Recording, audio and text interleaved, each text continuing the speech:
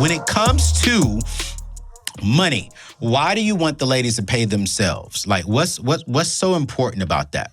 I think it's so important that, we have some left for ourselves, because sometimes we don't know how to say no. We may have children. We may be married.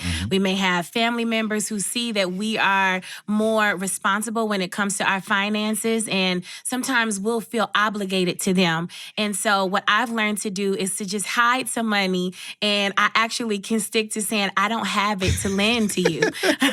So it's like your way out. And so that's why I say pay yourself, because one other thing I'll say, and I've been guilty of it, is I've always bought into trends. And then I would find that I was going through money like water. And I'm like, this doesn't make sense. And now I have like closets full of clothes that I don't wear, I don't touch. I probably am giving things away. Like right now, it's a Louis Vuitton bag behind a chair as if it's collecting dust. And so for you to have spent that much money on something, you could have put that, and paid yourself and saved it to where it will get interest other than it collecting dust. So that's why I always say pay yourself, so that you're not just only looking good on the outside, but you're actually secure internally, and you have some for yourself. I talk about the emergency fund versus the red bottom, because, society is so into the red bottom, and I had to correct myself. But that's why I say pay yourself. Really take care of yourself. Don't just post pictures of the things you have, but take care of yourself. Yo, Kierra Sheard just said, I had to talk about the emergency fund compared to the red bottoms. The red bottoms, the shoes, the beautiful shoes that ladies just love. And you know what's so funny is this, that I think it was like most recent study came out that nearly 50% of the people in the world do not even have $1,000 in their emergency fund. And I'm curious to see how many ladies don't have $1,000 in their emergency fund, but they got a Louis Vuitton bag or a pair of red bottoms. I'm not a sister, so I can't answer that question. But I would, especially. Well, no, I'm gonna leave that alone. I don't want to get in trouble with my people, and Kierra will let me off. So she will let me know. Anthony going too far right there, bruh.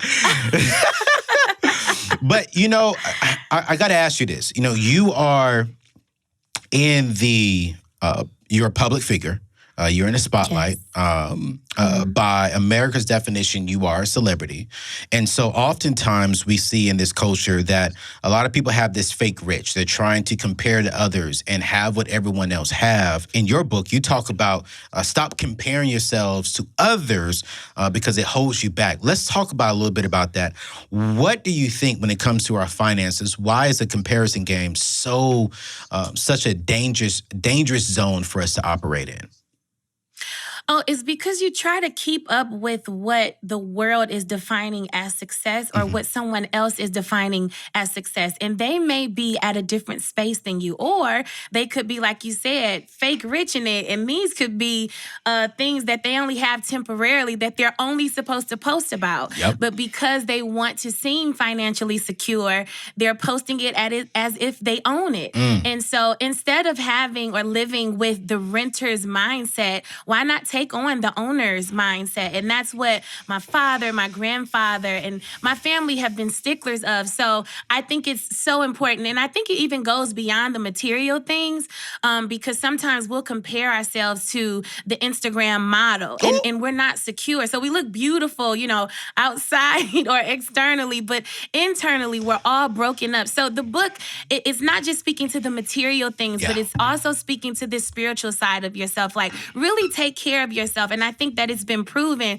that when our finances are not secure, it really tampers with our sanity. And so I just would love to see more of us secure in that space. Not just saying, oh, I'm a boss, babe. I'm a boss this, I'm this.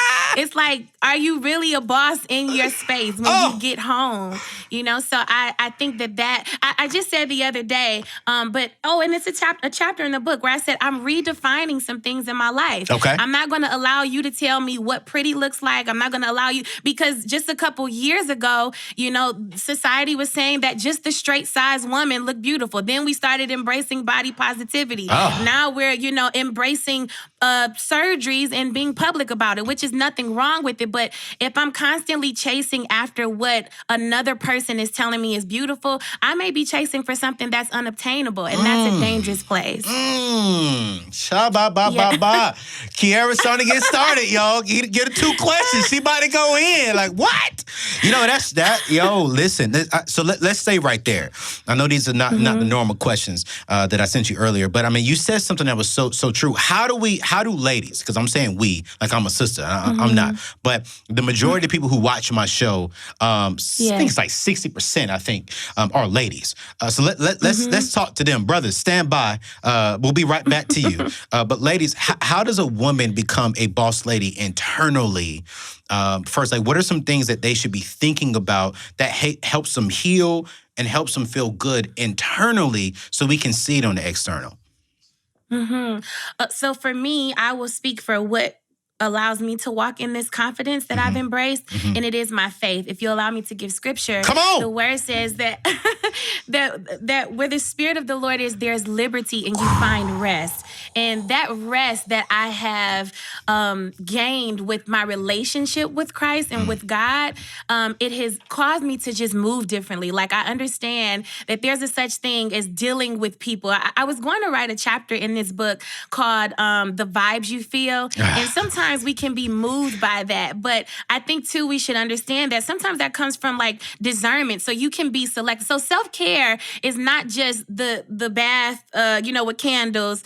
It is that. And it's not just the bags that you can buy yourself, because sometimes you do need to treat yourself and reward yourself. But for me, I think the confidence has to do, too, with how you are selective with your village. Like I often say, the village is not just for the child. The village is for the adult, too. You need some people to tell you wrong. You need some people to tell you, no, that's fair. You need somebody to tell you, nah, you tripping. I respect when my mom tells me, if I go whisper in her face, baby, you need an Altoid. Here you go. I'm not offended.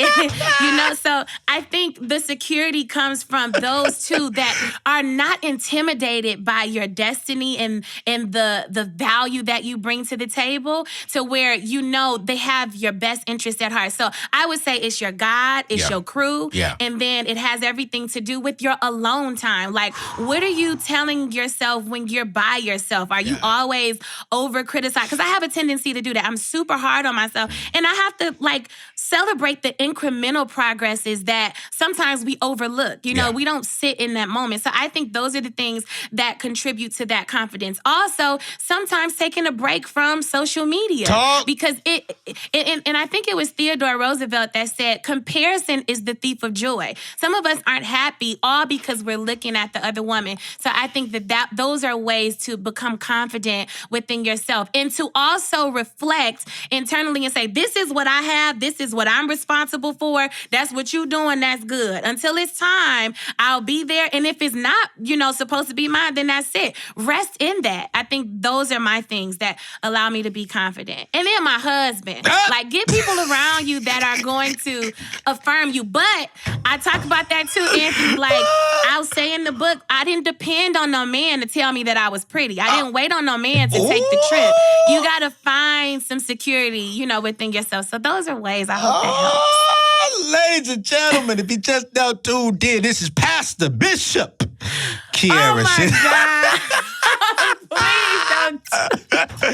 She just preached a whole sermon in 5 minutes. I asked her one question and she listed 4 examples. But no, on the real though, you guys, if you're wondering the stock she comes from, her father is the legend, the great bishop, the newly appointed bishop of the largest African-American denomination in the world, Church of God in Christ. Wow. And you see the fruit of her parents. I'm telling you, she's real. She's saved, but she also got a little bit of that street in her. Don't get it twisted, y'all. Don't get it twisted.